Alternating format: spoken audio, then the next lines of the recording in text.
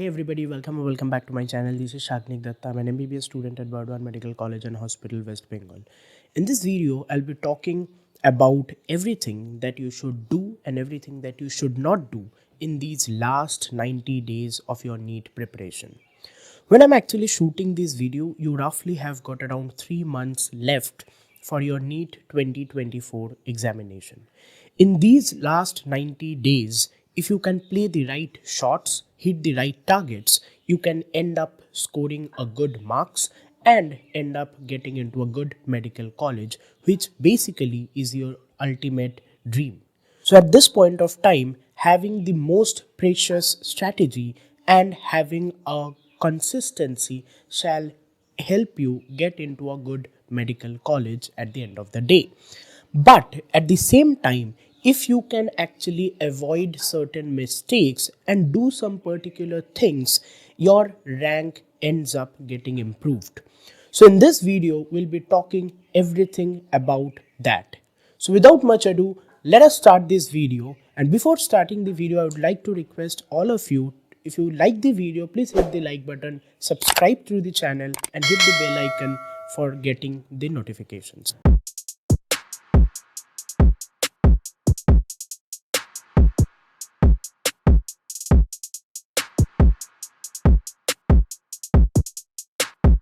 Number 1, completing the syllabus. Ideally, by this time, you should have completed all your syllabus. By completing the syllabus, I mean completing it from the NCERT book itself. That is for all the 3 subjects, that is biology, chemistry and physics. Now, if for some reason, some chapters or topics you might not have read it from the NCERT, what you should do at this point of time is in the next 7 to 8 days, you should buckle up and increase your pace and start completing those few topics and chapters in the last 7 to 10 days. Do not take more than 10 days to complete the rest of the syllabus because you do not have time in completing the syllabus, because at this point of time, revision is more important than completing the syllabus. With this, I come to the next point, that is revision. After you have completed your syllabus in the next 7 to 8 days, your utmost target shall be to start revising the chapters that you have already completed. Once you have actually completed the syllabus in these 7 to 8 days, you should start revising the concepts again and again. Now, in this point of revision, what I should focus on is revising according to the importance of the chapters, and number 2 is the volatility of the chapters. For example, if I just talk about myself as an MBBS student, in the second year of MBBS, we study 3 subjects: pharmacology, pathology and microbiology. Now, out of these 3 subjects, pharmacology turns out to be the most volatile subject and is equally important as well. So while revising, I would give more time to revise pharmacology than the other 2 subjects. Now, this might vary from person to person. Similarly, if you are a NEET aspirant, whether you should revise biology more, physics more, or chemistry more depends on you and your preparation and your level of importance and volatility of these particular subjects. Now, if I just talk about in general, in the question paper, biology holds the most weightage. So, you should give more time in improving your biology than physics and chemistry. But at the same time, for a NEET aspirant, biology is always easier than physics and chemistry. So you should give more time to physics and chemistry depending on which one of them is more volatile, more comfortable preparing for. For example, both physics and chemistry has got equal weightage, but if you feel that you are comfortable enough in scoring better in physics than chemistry, then you should focus on physics more than chemistry, because that would actually help you get a proper rank and a good rank. While revising, you should arrange the topics and chapters according to information and volatility and then start revising. And while revising, having a proper strategy is very important. So make your own strategy, that when and where will you be studying which topics and which chapters for which subject. Number 3 is practicing questions. Last 3 months is the time when you actually practice rigorous and aggressive questions. You should solve questions regularly. But at the same time, you should keep in mind that you should not solve questions randomly from here and there from any book that you feel like, because those won't help you in getting the questions in the examination. Rather, if you focus yourself in solving PYQs, that is the previous year questions, that would be of much more help than solving random questions. It is very rightly said that if you practice 10 questions for about 100 times rather than practicing 100 questions for a single time, won't help you much as a student while giving and appearing for your examination. Once you start revising your chapters, after the completion of every single chapter, solve the past year questions of that particular chapter and analyze your mistakes that you are doing in those previous year questions. Now, why is previous year questions so important? Because for any exam whatsoever it might be, revising and practicing the previous year questions give you an idea of what type of questions are actually going to be asked in your examination. Moreover, while practicing those previous year questions, you would be able to find the particular chapters and particular topics where you are doing certain mistakes. Once you identify your areas of weakness, it would be of utmost help for you to solve and understand and prepare yourself accordingly. Now, coming to the next point, that is number 4, that is appearing for tests. If you are enrolled into different kinds of institutes, then they might be organizing different tests by now. But if you are not enrolled into any kind of institutions, what you should do is you can buy those booklets where there is present whole length previous year question papers, and while appearing for tests during your preparation, you should set your time just like the day of your examination. For example, 5th May is Sunday, a weekend.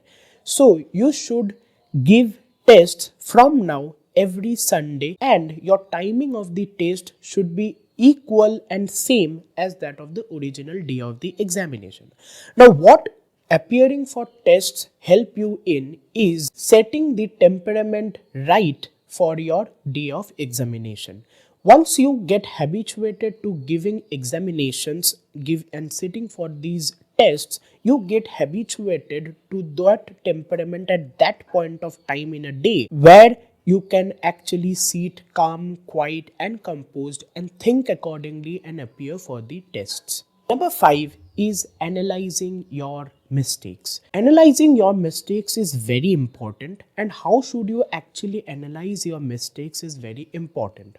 While analyzing your mistakes from the tests and the questions that you are solving, you should take a separate copy and write down the particular mistakes that you are making. Even if it is a calculation mistake, write it in bold letters in your copy, and next time when you appear for the test again, remember that it was at this point where you have made a calculation mistake which you should avoid. Writing your mistakes and going over those mistakes before any other further test would actually help you focus and understand the mistakes that you are regularly making, so that you can positively avoid doing those mistakes as well.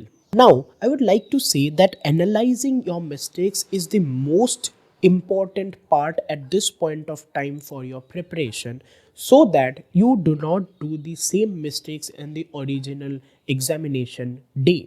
In the year 2020, when I appeared for my NEET examination, I had marked about 660 marks of question, but when the results came out, I had scored only 556 marks. I had done a mistake of around 100 marks. It had costed me not getting a medical seat in that year. So you should not do the similar mistake, because once you get accustomed to the mistakes that you are doing now, you will avoid doing the similar mistakes on the day of actual examination. Now, talking about the last but the most important thing about the NEET examination, that is competition. NEET examination may not be the toughest examination, but at the same time, it is the most competitive examination. It has got a very poor selection ratio as compared to other examinations in the country. But at the same time, NEET examination is not an examination for selection of student. It is an examination of elimination. NEET in particular eliminates the non-deserving students. To ensure that you belong to those 1% of candidates who deserve to be in a medical college, you should avoid doing the mistakes that you have been regularly doing. You should avoid yourself from doing these mistakes which might cost you another year of other than getting into a medical college this year itself. So, get into this competition early, compare yourself from your past. If you are scoring around 500 marks today, aim for scoring around 550 marks in the next exam that you appear for.